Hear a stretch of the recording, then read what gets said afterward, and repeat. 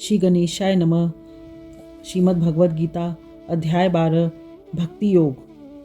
अर्जुन ने पूछा, जो आपकी सेवा में सदैव तत्पर रहते हैं या जो अव्यक्त निर्विशेष ब्रह्म की पूजा करते हैं, इन दोनों में से किसे अधिक पूर्ण सिद्ध माना जाए? श्री भगवान ने कहा, जो लोग अपने मन को मेरे साकार रूप में एकाग्र करते हैं और अत्यंत श्रद्धापूर्वक मेरी पूजा करने में सदैव लगे रहते हैं, वे मेरे द्वारा परम सिद्ध माने जाते हैं। लेकिन जो लोग अपनी इंद्रियों को वश में करके तथा सबों के प्रति संभाव रखकर परम सत्य की निराकार कल्पना के अंतर्गत उस व्यक्ति की पूरी तरह से पूजा करते हैं, जो इंद्रियों की अनुभूति के परे हैं, सर्वव्यापी हैं, अकल्पनीय हैं, अपरिवर्तनीय हैं, अचल तथा ध्रुव हैं, वे समस्त लोगों के कल्याण में संलग्न रहकर अंततः मुझे प्राप्त करते हैं।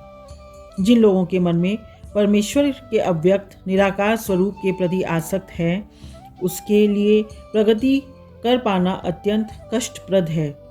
देहधारियों के लिए उस क्षेत्र में प्रगति कर पाना सदैव दुष्कर होता है।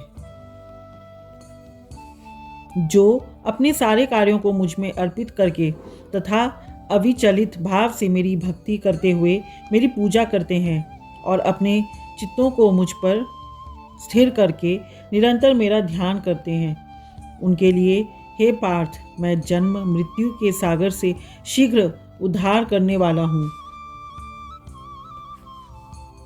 मुझ भगवान में अपने चित्त को स्थिर करो और अपनी सारी बुद्धि मुझ में लगाओ। इस प्रकार तुम निसंदेह मुझ में सदैव वास करोगे।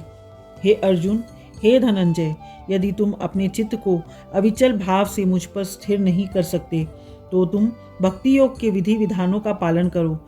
इस प्रकार तुम मुझे प्राप्त करने की चाह उत्पन्न करो। यदि तुम भक्ति योग के विधि विधानों का भी अभ्यास नहीं कर सकते, तो मेरे लिए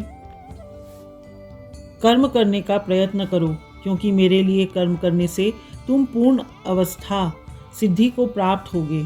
किंतु यदि तुम मेरे इस भावनामृत में कर्म करने में असमर्थ हो, तो तुम अपने कर्म के समस्त फलों को त्याग कर कर्म करने का तथा आत्मस्थित होने का प्रयत्न करो। यदि तुम यह अभ्यास नहीं कर सकते, तो ज्ञान के अनुशीलन में लग जाओ।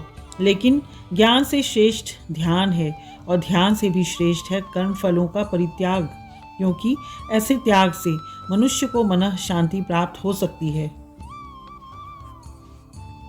जो किसी से द्वेष नहीं करता, लेकिन सभी जीवों का दयालु मित्र है, जो अपने को स्वामी नहीं मानता और मिथ्या अहंकार से मुक्त है, जो सुख दुख में समभाव रहता है, सहिष्णु है, सदैव आत्मतुष्ट रहता है, आत्मसंयमी है तथा जो निश्चय के साथ मुझ में मन तथा बुद्धि को स्थिर करके भक्ति में लगा रहता है, ऐसे भक्त मुझे अत्यंत प्रिय हैं। जिससे किसी को कष्ट नहीं पहुंचता तथा जो अन्य किसी के द्वारा विचलित नहीं किया जाता, जो सुख दुख में भय तथा चिंता में समभाव रहता है, वह मुझे अत्यंत प्रिय है।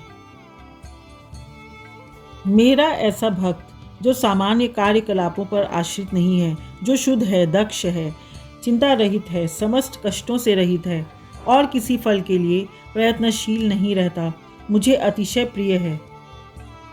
जो न कभी हर्षित होता है, न शोक करता है, जो न तो पछताता है, न इच्छा करता है तथा जो शुभ तथा अशुभ दोनों प्रकार की वस्तुओं का परित्याग कर देता है, ऐसा भक्त मुझे अत्यंत प्रिय है। जो मित्रों तथा शत्रुओं के लिए समान है, जो मान तथा अपमान, शीत तथा गर्मी, सुख तथा दुख, यश तथा अपयश में समभाव रखता है, जो दूषित संगति से सदैव मुक्त रहता है, जो सदैव मौन और किसी भी वस्तु से संतुष्ट रहता है, जो किसी प्रकार के घर बार की परवाह नहीं करता, जो ज्ञान में दृढ़ है और जो भक्ति में संलग्न है, ऐसा पुरुष मुझे अत्यंत प्रिय है। जो इस भक्ति के अमर पथ का अनुसरण करते हैं और जो मुझे ही अपना चरम लक्ष्य बनाकर श्रद्धा सहित पूर्ण रूपेण संलग्न रहते हैं, वे भक्त मुझे अत्यधिक प्रिय हैं। इस प्रकार श्रीमद् भगवत गीता के 12वें अध्याय भक्ति योग का भक्ति वेदांत तात्पर्य पूर्ण हुआ। श्री कृष्णार्पणमस्तु। हरिओम तत्सत, हरिओम तत्सत, हरिओम तत्सत।